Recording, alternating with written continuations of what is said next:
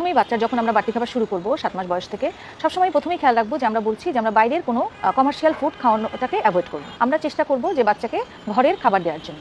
বিভিন্ন বয়সের আমি কিন্তু আগেও বিভিন্ন ভিডিওতে আপনাদের সাথে শেয়ার করেছি যে কোন বয়সে বাচ্চাকে কতবার কোন টাইমে খাওয়াতে হবে সেই অনুযায়ী আমরা কিন্তু তাকে ঘরের খাবার, ঘরের তৈরি বিভিন্ন খাবার খাওয়াবো। তবে এক্ষেত্রে অনেক সময় দেখা যায় কর্মজীবী মা থাকেন, তাদের হয়তো সব সময় সব খাবার প্রস্তুত করা ঘরে অনেক সময় সম্ভব হয় না, বা অনেক সময় দেখা যাচ্ছে যে আমরা কোথাও বাইরে বেড়াতে গিয়েছি, সেই সময় হয়তো দেখা যাচ্ছে যে ওরকম ঘরে তৈরি খাবারটা নিয়ে যেতে পারছেন না, বা হচ্ছে আবার ওইখানে তৈরি করারও তেমন কোনো সুযোগ নেই। এরকম যদি আপনি কোনো পরিস্থিতিতে পড়েন, সেই ক্ষেত্রে আপনি সেরেলাকটাকে দিনে 1 বার বা 2 বার নাস্তা হিসেবে দিতে পারেন। এখানে আমি যেটা বলতে চাই যে সেরেলাক কিন্তু অবশ্যই কোনো সময় আপনার বাচ্চার রেগুলার খাবার না।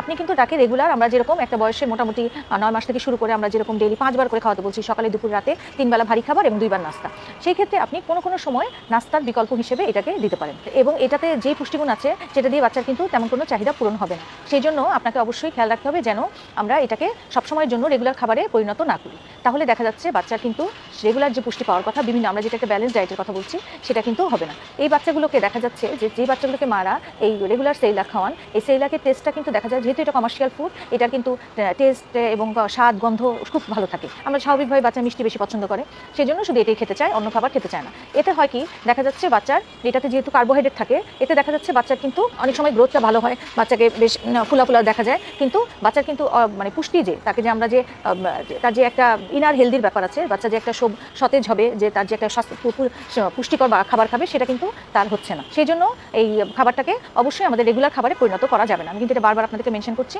যদি কোনো সময় আপনি ওরকম কোনো পরিস্থিতিতে পড়েন যে আপনি ঘরে হঠাৎ তৈরি করতে পারছেন না বা কোথাও বাইরে যাচ্ছেন, সেক্ষেত্রে আপনি মাঝে মধ্যে এটাকে বাচ্চাকে খাওয়াতে পারেন। এবং অনেকেই আবার চিন্তা করেন যে এটা ওই যে কয়বার করে খাওয়াবো, ওই যে বললাম অলরেডি যে দিনে 1 বারের বা 2 বারের বেশি অবশ্যই না, তাও সেটা হচ্ছে আপনার জন্য জরুরি প্রয়োজনের ভিত্তিতে। আর এছাড়া অনেকে আবার বলেন এটার সাথে কি দুধ মিক্স করবেন কিনা বা চিনি মিক্স করবেন কিনা। এটা অলরেডি যেহেতু বিভিন্ন কমার্শিয়াল ফুড বিভিন্ন কিছু মিলানো থাকে, তাহলে আমার মনে হয় যে এটার সাথে আপনার এক্সট্রা করে চিনি বা দুধ মিলানো কোনো দরকার নেই। এটা আপনি যেরকম নিয়মে গুলানো লাগে সেইভাবে খাওয়াতে পারেন। এবং অনেকে আবার প্রশ্ন করেন যে বাজারে তো বিভিন্ন টাইপের সেরেলাক পাওয়া যায়, তাহলে আমরা কোনটা খাওয়াবো। আমার মনে হয় এটা হচ্ছে আপনি বেসিক যে কোনোটাই খাওয়াতে পারেন, যেগুলো একদম মানে বেশি অত কমপ্লিকেটেড কিছু না, যেগুলো মোটামুটি নর্মাল যেগুলো পাওয়া যায় সেগুলো আপনি খাওয়াতে পারেন। এবং ওই আপনার যে কোনো জরুরি প্রয়োজনে, রেগুলার খাবার হিসেবে না, জরুরি প্রয়োজনে, এবং অবশ্যই সেটাকে 3 বার ভারী খাবারকে আপনি রিপ্লেস করবেন না।